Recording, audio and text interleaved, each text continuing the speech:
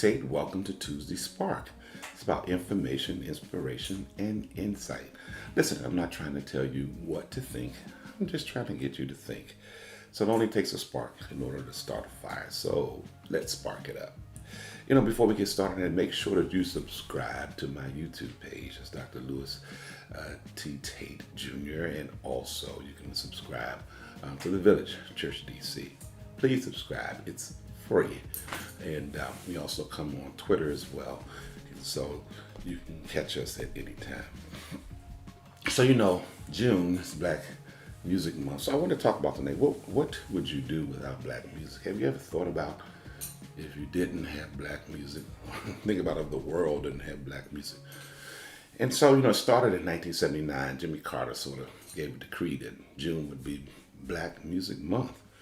And, I just love black music, especially. I just love the creative genius of black people when it comes to music. I mean, from all kinds of music, from country and western to rock, to what we call rhythm and blues or soul music, to gospel, to jazz, even classical.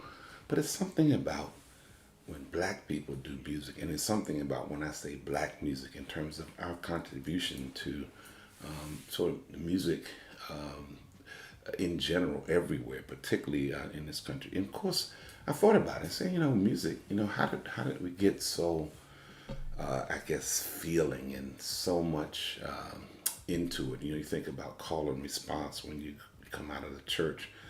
But, black music is sort of born out of sort of the heart and soul of African American people. And it seems to be a music that tells stories and about our challenges, about the crisis, about family, about friends, about love, about breakup, disappointment, and celebration. It's sort of it's rich. This is a rich sort of form of music, and it's broad in this sense. So think about it. If you're feeling depressed, and I know I do at times, you put on a little Bob Marley and listen to him, you kind of get perked up. Or you want to think about doing something, or making things happen in life, you put on a little old Sam Cooke, and he says change is going to come, even though other people have done it. But you got to listen to Sam Cooke the way he does it. And then, of course, my good old girl, Mary J. Blige, just fine. Or Liz Wright, I've got to use my imagination. And when you need some attention, you got to listen to her. And Can You Focus on Me? I love that song. I wish you would just focus on me. Can you focus on me? Man, I needed that song a long time ago. Can you focus on me? So black music, so that's forged out of bondage. The sounds come from the genius and artistic freedom that was often realized by these artists and not necessarily other places. And they were able to express themselves through the arts. And so why do you think that is? And why do you think people have wanted to steal our music? I mean, for a long time, like the Doobie Brothers era, Michael McDonald, Kenny Loggins, Elvis Presley, Steely Dan, Eminem, Tina Marie, Amy Whitehouse, and the list goes on of people who have mimicked black music, and some have just outright stole it and taken it on as themselves and did it like it was theirs. And the music of African Americans is one of the most poetic and inescapable examples of the importance of African American experience to the cultural heritage of this country, regardless of race or origin.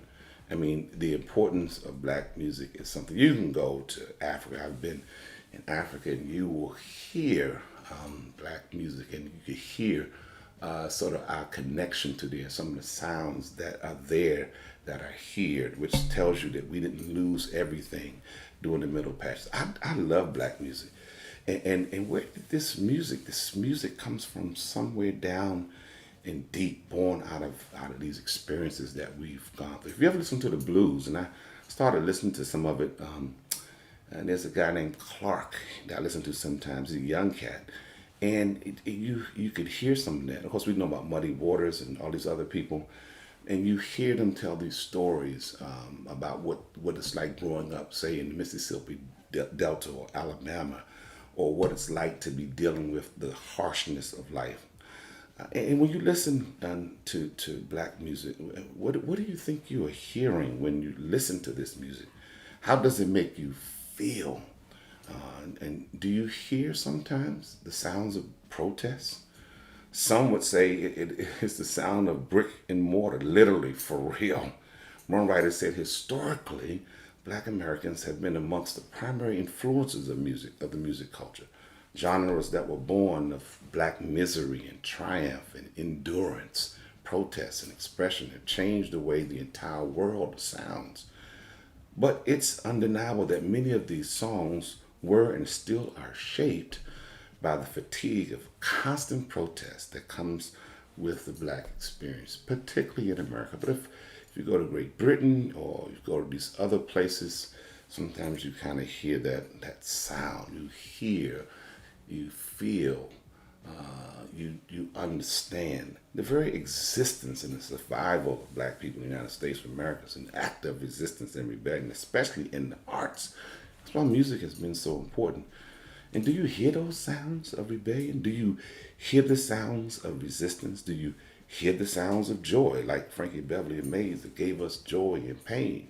Remember when you first found love, how you felt so good, the kind that lasts forever, more so you thought it would. Suddenly, the things you see got you hurt so bad, so bad. How come the things that make us happy make us sad? It seems to me that joy and pain are like sunshine and rain. Love can be bitter and love can be sweet. Sometimes devotion and sometimes deceit. The ones that you care for give so much pain. Oh, it's all right. They're both one and the same. That line used to kill me. You say both one and the same, which the music is expressing that you know, joy and pain. You really got to have them both, because in any relationship, there's joy at times, and then sometimes there's some absolute downright pain.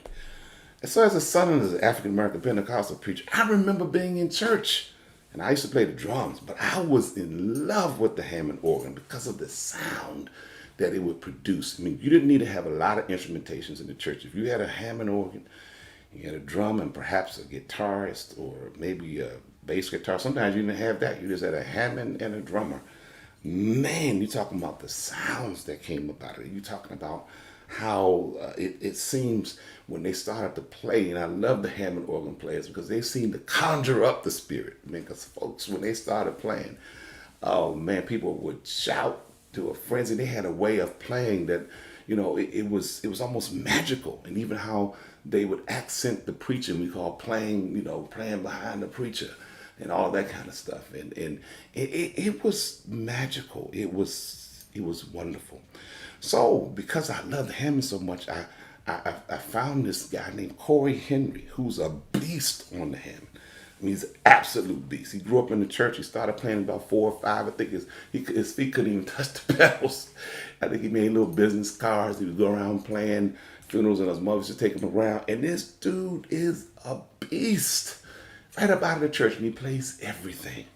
There's another young cat that's on the rise named Matthew Whitaker, who's a musical savant who was born blind and has been performing all over the world since he was 11 years old. He was on 60 Minutes a few months ago.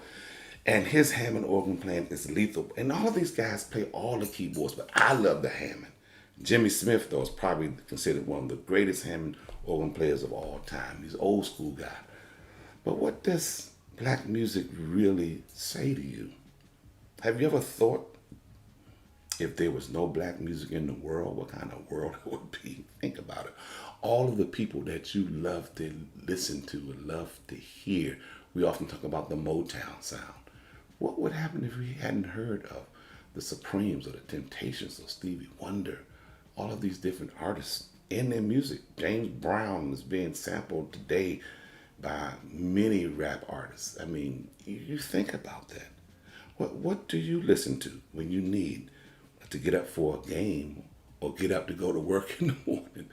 What do you listen to? Have you noticed when you listen to shows, they're playing this black music as it introduces some beer commercial or some commercial, or if you're watching sports, there's some song that comes on in this black music.